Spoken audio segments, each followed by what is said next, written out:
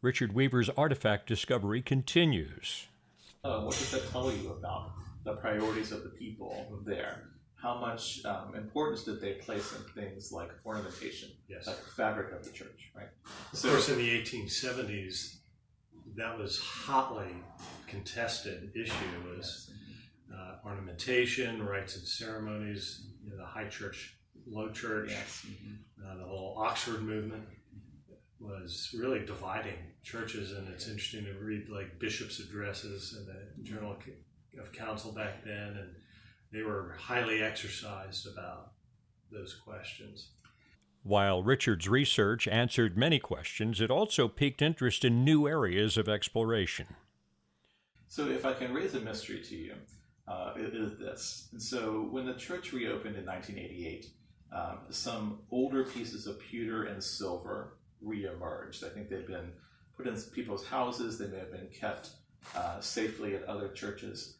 I have a feeling that there's more out there that may be tucked away in a safe place at neighboring churches. And so if in the nooks and crannies you come across anything very old that would make you think they would maybe related to Christ Church, we'd like to know how it's doing. Okay, and we could go through the collection in our sacristy, because there are odds and ends, things that don't fit what we have, and oftentimes those things were inscribed with names in memoriam, and that would be a handy way of possibly identifying you. You could get like a cross-reference there. Yes. Oh, I know this name. Yes. And that would be a gem to find, wouldn't it? Well, we have a project, don't we? Yeah.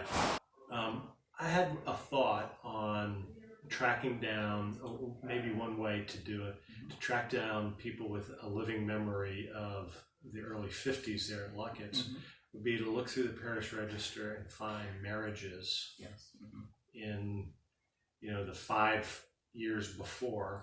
Those would be people relatively young, and with the names, you might be able to track them down. That's an excellent idea. To hope that they're still local, too. Yes.